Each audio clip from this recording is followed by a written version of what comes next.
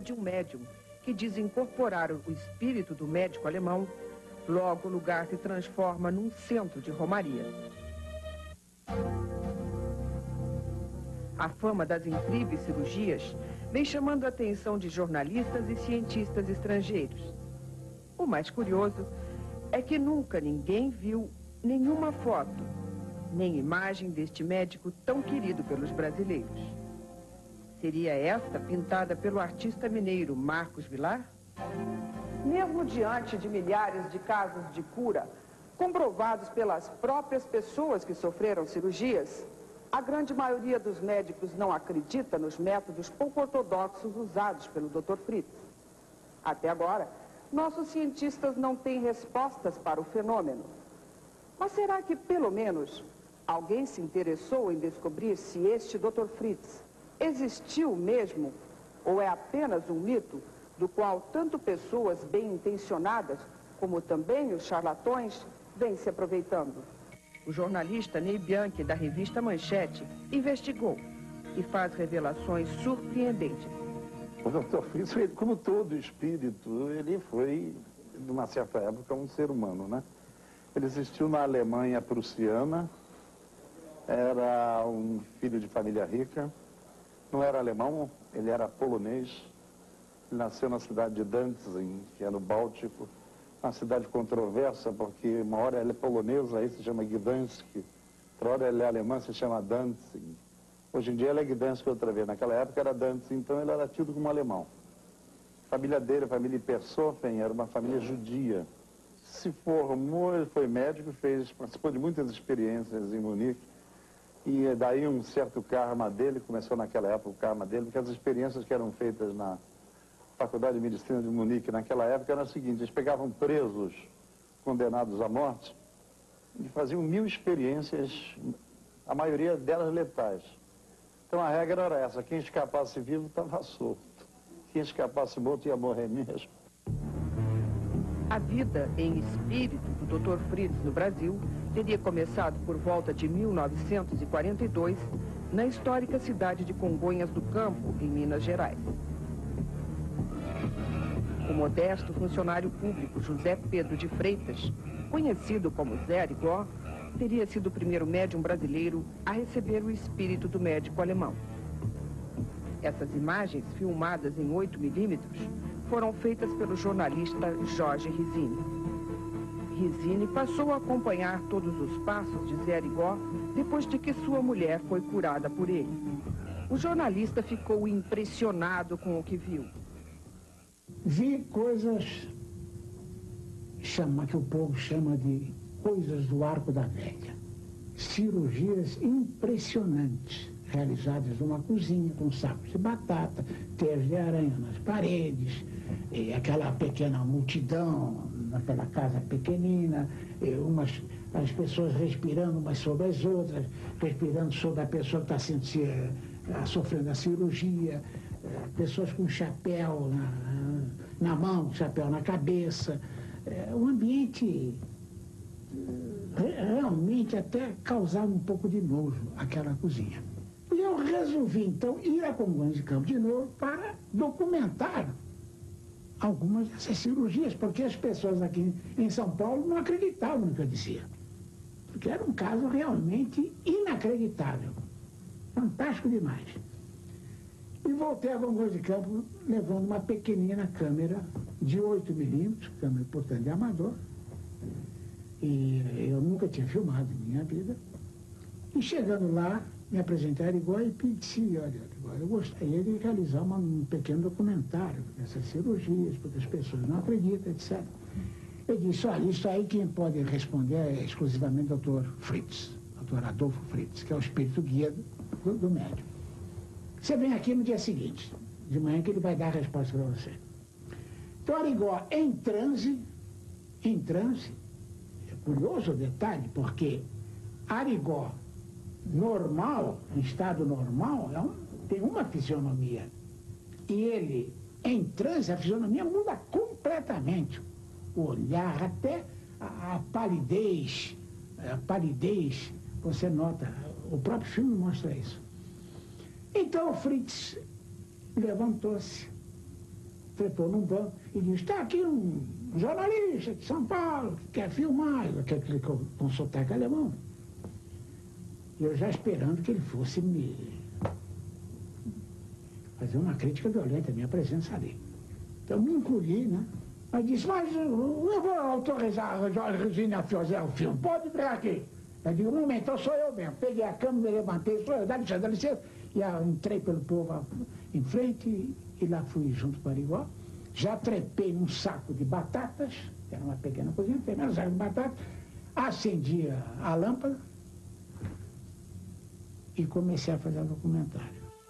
Estas cenas mostram o médium Zé Arigó fazendo vários tipos de operações, usando tesouras, bisturis, facas e até canivetes como instrumentos cirúrgicos. Isso sem falar na total falta de asepsia. O mais intrigante é que ninguém manifesta qualquer tipo de dor. As imagens são fortes e foram divulgadas na década de 60 e 70 em todo o país.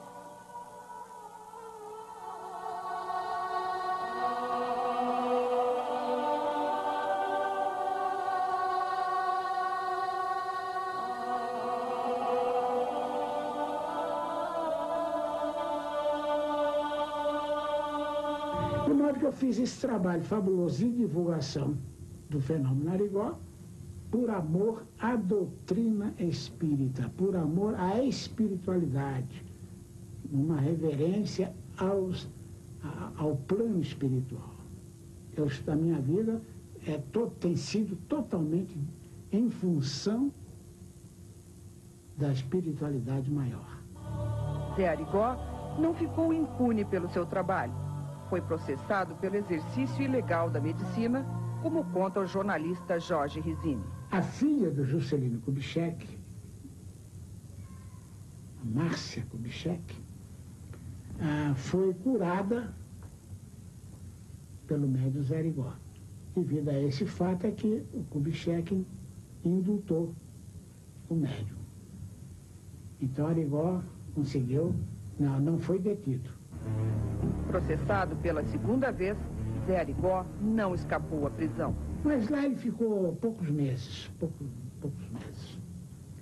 Mas ele foi um pequeno rei nesta cadeia do Conselho Lafayette, porque o delegado reconhecia que o Arigó era realmente inocente e permitiu que ele, Zé Arigó, curasse alguns condenados, alguns prisioneiros.